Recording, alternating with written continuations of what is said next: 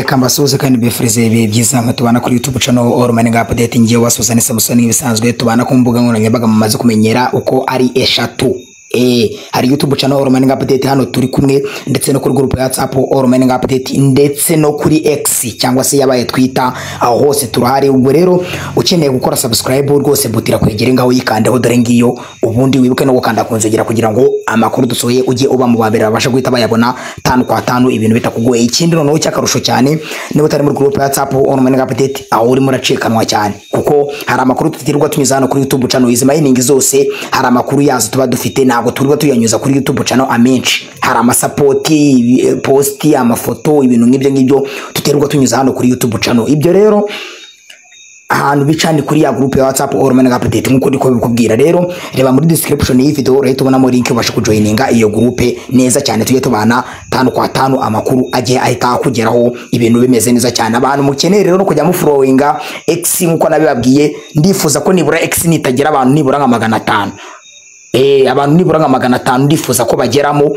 Bamara kugeramo icyo gihe tukaya dutegura space, tukaya tuvuga tuti abantu ubwo n'abantu bazaba babyifuje, tukaya dutegura kuganira, abafite ibyo bibaza bakibaza, abafite ibyo basobanurira abantu bakabibabwira. Tuzaba tuba tufite abantu binarabonye bamenyereye bino bintu bya crypto money, bakatuganiriza bakagira icyo batwunguraho ibitekerezo. Yes, rero iyo X igihe abantu batarazamuka nyine, ubwo negereje ko abantu mukomeza mugakora follow. Muri description y'iyi video murahita mubona muri link mubasha kujoininga iyo group neza cyane. Yes, nuko ndi kubabwira rero izi zose ni mining muri kureba hano zose, harimo iyo udafite link banazitanze muri All Mining Update group, ndetse no kuri post hano muri description y'iyi video urabonamo ama link zose. Izi zose uri kureba hano link zose urazisanga muri description y'iyi video, ubashe kuba warebamo iyo udafite uyijoininge. Ko bari muri group ya WhatsApp All Mining Update ho barabizi tuba turi kumwe, aho bikunanira umbaza mbabari kugira ngo mufashe 5 kwa 5. Ikinzanye muri iyi video rero nayo nshaka kwibana ndende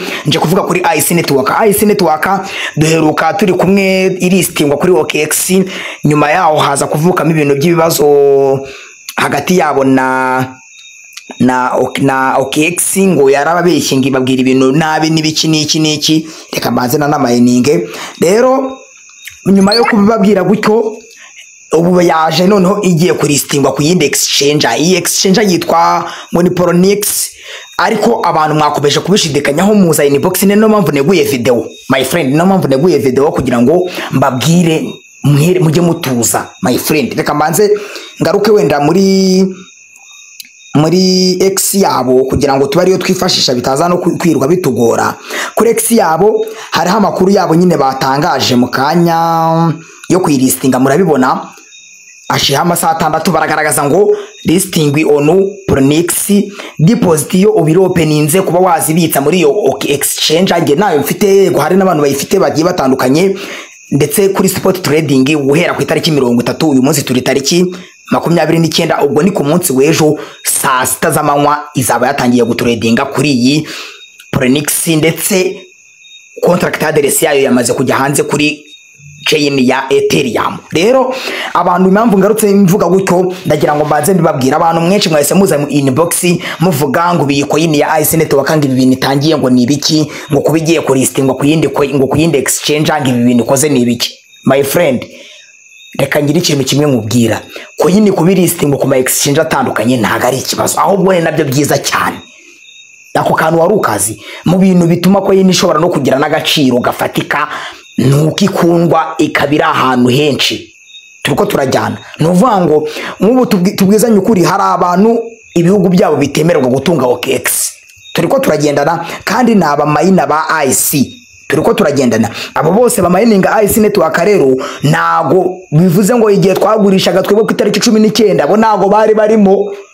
Turiko turagendana abo bantu rero kuba batari barimo, ushobora gusanga iyi Poloniex nkuko bari kuyibona iyo wenda muri ibyo bihugu ikora nko muri United States. Murabizi OKX ntago yemerewe gukoramo, za Vietnam n'ahandi henshi ibyo bihugu murabyibuka bihari bitemerewe gutunga OKX. Rero nyuma yo ibyo bihugu bihari bitemerewe gutunga OKX, nicyo bikintu ndi kukubwira nyine hari ahantu hari ibihugu bifite byemera gutunga iyi Pronix ndetse n'izindi za Baybit ejo uzumva iri n'ahandi wumvira ahandi rero icyo biba bigamije hano ntago ari ukuvuga ngo coin ngubwo yabaye scam ibintu gitangiye n'ibiki ahantu byabera ikibazo nuko wajya nko muri OKX kubera wenda bagiranye birabi beef n'iki ugasanga nayirimo aho wenda wavuga uti ba nyiri umushinga bayikuye muri OKX barayijyana kandi nyamara wenda hari impamvu kuba yagiye ku yindi exchange ntago ari ibintu birenze ahubwo ni ibintu byiza ukwiriye kumenya kuko nk'ubu hari abarundi wenda mukurikiye iyi video mudafite za OKX ngo mutrading bikunde ariko nk'iyi Pronix ubushobora kuba wayishyiramo ugahita ukora verification igakunda fresh ejo nawe ukaba mu bantu bafata coin zawe wenda ziri muri MetaMask ziri muri Trust Wallet ukaba wazohereza muri iyi Pronix ugatrading ukibonera USDT ukaba wanirira muri kubyumva rero kuba coin yava kuri OKX ikaba yaristingwa ku yindi exchange ntago ari ibintu birenze kuko ni za Bitcoin ni za Ethereum murabizi za BNB na exchange ni mujya ngo ziburiho uzarebe exchange zose nizivuka usanga Bitcoin Ethereum n'izindi nkazo za BNB zigiye ziristinze yo rero nago ikibazo ari cyo kuba iristinze ahubwo na amahirwe menshi kuri bamwe baba bari nko mu bihugu runaka ibyo bihugu bitakira bitemera kugira gute gukoresha zo exchange niyo mpamvu rero mbabwiye ngo ibyo bintu nimubigire ikibazo akandi kantu kubwenge wenda bahereza aho update kugira ngo nanatinda nuko IC network ku itariki 31 tuzongera duhabwe coin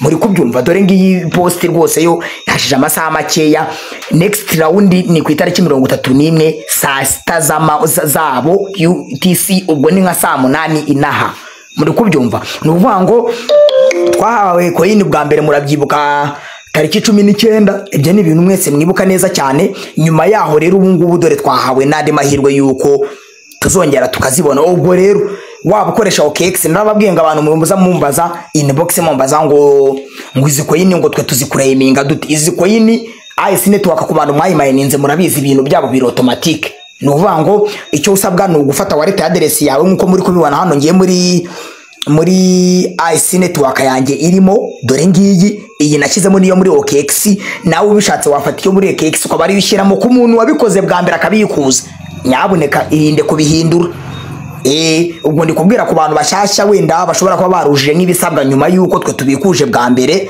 muri kubyumva abo bantu ushobora gufata chain ya nuza wallet address yawe muri MetaMask kuri BNB Smart Chain cyangwa se muri Trust Wallet cyangwa se kuri BNB Wallet muri OKX cyangwa se ugafata wallet address yawe yo muri OKX kuri IC network kuri exchange byose biremera ubwo rero mushonje muhishiwe nkuko nazo update mbagira ngo nzibahera hakiri kare mushonje muhishiwe nuko ku itariki 31 tuzongera tugahabwa izindi coin next round tuzazongera duhabwe coin ku itariki 31 saa 8 z'amanywa inahi wacu ubwo mvuze inahi wacu ahandi hose saa nyine nibwo bizaba zigeze iwabo ariko twebwe ubwo ni nka saa 8 guko inahi wacu ndetse no mu Burundi ndumva amasaha ahura ubwo mwitegure kuzongera mukabona coin zanyu zibageraho ikindi kintu wenda nyuma yuko nanasoza na video ngiye nangira update rimwe sinshaka kujya negura ama video menshi Maridorine ku bantu muyimayininga nago ushaka itinda Maridorine iri muri maintenance abantu mwese murayifite murabibona ku mininga nago bikunda umvura kanda ukabisa ibintu bikarodinga bikaguma gutya nta kindi kintu baguhereza usibye nk'ubu ngubu mbona basaba gukora login ariko Maridorine nagiri gukunda pe maintenance iri kugorana n'abari kugira amahirwe mukabifungura mukabona birakunze ni kubw'amahirwe ariko ntago bikunda nk'ubu muri kubibona nk'ubigiye na herendoging ariko wapi rero banyira umushinga ikibazo nagari icya ku muntu umwe abantu muhita muza inbox mumbaza mbagira ngo update nzi baherera imwe birangire nuko bagaragaza yuko tugomba gutuza ibintu babirimo bari muri maintenance muri kubyumva iyo maintenance irakomeje ishobora no gufata n'iyindi minsi mikeya gusa bakakubwira yuko kwa updating application ibintu bigakunda neza bazongera babiri kure vuba hangaha tube twakora update twongere dukomeze dukore mining iyindi update wenda nabaherezaho gatoya ku bantu mu mining Papi network nubwo ndeba hano post nari kuyibona ndumva yari iri hano Papi network nayo guhera ku itariki ya mbere y'ukwa kabiri mufite kongera gukora KYC nge ntabwo nayimayininze ariko niba warayimayininze birakorohera cyane kuba wagenda ukazakora iyo KYC ya kabiri. Abantu nge ntago nyifite, abantu muri kuza inbox mumbaza ngo ya mbere ko rwite ibyo ntago mbizi kuko ntago nayimayininze, ariko nyine narababwiye ngo ni all mining update, nyine amakuru yose agomba kubageraho ewana. Nareba ngo iyi mining ngo ndayifite ngibiki, oya bagomba kubibafashamo 5 kwa 5. Iyindi mining ihari nuko iyi Bitcoin BX nahereye kare mu kuva mu gitondo mbahereza update ngenda mbigisha mbabwira ibyerekeye application ya BX, barimo barayikora, baracyayi utunganya application yayo ntago turayihabwa, ariko hari inzira tumayiningamo. Izo nzira murazizi mwese, uca kuri BX, ako kalinki nari nakabaye dore ngaka, aka kalinki ugakanzeho bihita bikujyana muri Chrome ugakora mining nk'ibisanzwe. Murareba ko ubu nanemerewe gukora mining. Ku bantu mwibaza ngo uburyo mining ikorwa, nanjye murareba ko nyeneye ku mininga, no kuvuga ngo uteranye imibare baba baguhaye buri gihe niko mining ikorwa, uteranye imibare baba baguhaye. Ubwo murareba ko mfiteho wanugiye 24 guteranyaho 5 ni 29. Iyo yiteranyije ugakanda receive BX, no kuvuga ngo mining ihita itangira neza cyane ewana. Ubu reka negerezeho gatoya mining itangire fresh, bame amasaha. Murabona ko ubu mining namaze kuyikora. Muribuka hari abantu mwari mwarakoze KYC icyo gihe iranemerwa, ariko bayikuyeho. Iyi KYC bari babivuze yuko hari abantu bibeshye bagashyiramo ibintu bitari byo, barabiresetinga, bakoze reset. Twese bisa nk'ibitangiriye kuri 0. Rero igihe cyo kongera kubikora ni cyiza, tuzabahereza update nta kibazo muzibone. Ikindi kintu no guconnecta wallet hano hejuru. Abantu mwari mwabiconnects ubushize murabyibuka mwese, mwabiconnects rwose ibintu bimeze fresh, ariko kubera nyine mbiri kubibabwira, hari abantu mwari mwagiye muzana ama wallet address mukuye muri za Binance na hehe hose kandi bitemewe, bisanga ngo ukoreshe wallet address ivuye muri MetaMask cyangwa se muri Trust Wallet honyine. Rero abantu mwarabyishe icyo gihe. Nanone rero babonye ko abantu ni benshi kandi kuba buri wese bamukosorera ku giti cye bigoranye, twese bahita bakora reset. Niyo mpamvu ubona twese babikuyemo nyine. Igihe nicyongera cyo kuba twabikora, ubishatse wabikora ugashyiramo iya nyayo nkuko nari nabibahaye. Hari akavideo nari nabateguriye kabibereka fresh, kabereka uburyo kibikorwa neza step by step. Ushatse wakongera ukabikora ukayishyiramo ya nyayo, ariko ubyizeye ko wabikoze neza mu rwego rwo kugira ngo wirinde kuzahomba. Update nari mfite zari izo ngizo nibura, ariko ahanini nuko nagira ngo mbabwire kuri IC Network nuko ku itariki 31 tuzongera tugahabwa coin bwa kabiri. Iyo ni update ubundi y'ingenzi yarinzanye muri iyi video. Ikindi abantu mwibazaga ku bintu byerekeranye no kubilistingwa ku ma exchange atandukanye, ntago ari ikibazo, ni nabyo byiza cyane. Kuba wowe waba ufite Binance ugasangaho IC ukitradingira ntago ari ikibazo. Kuba waba ufite Bybit ugatradinga nta kibazo. Kuba wazaba ufite za exchange onu ugasangaho IC ukitradingira ntago ibyo bari ibintu birenze. Ni ibintu byiza cyane. Rero nimukabyinubire ngo abantu ngo mwumve ngo IC Network ngo yatunaniye ngibiki. Mba bivuze kubera ko hari abantu mwaje muri benshi inbox, mwaje muri benshi, ariko mbagira ngo mbakebure mbereke ko ibyo nta kibazo kirimo namba. Ahubwo mukomeze mukore mining, ubundi ibyiza biri imbere, kandi imbere niyo turi kugana. Ubundi ndabifuriza kugira ngo mukomeze mugire amahirwe n'imigisha. Abantu muri timu yanjye bo rwose mbifuriza imigisha myinshi cyane kugira ngo ibintu bizajya bigenda neza. Mukomeze mukore mining, nongere mbahugure mbabwire ngo niba ubona udafite umwanya wo gukora mining zijya zitandukanye, ntukajye wirirwa uzijoyininga. Gufungura account gusa ugatereka aho ngaho nukore mining ni ibintu biba bigaragara nabi cyane. Rero mujye mugerageza mube muri active kugira ngo namwe mu mining ibintu bigende neza. Ni Samson tubara kuri YouTube channel All Mining Update, ndetse no kuri group ya WhatsApp All Mining Update, no kuri X All Mining Update. Hose abakeneye amalinki y'ama mining agiye atandukanye nkuko nayaberetse, murebe muri description y'iyi video urabona ama link yose. Ubundi ibintu bigende neza. Ndabashimiye cyane, mukomeze mukore mining, ibyiza biri imbere. Ciao mukomeze mugire ibihe byiza.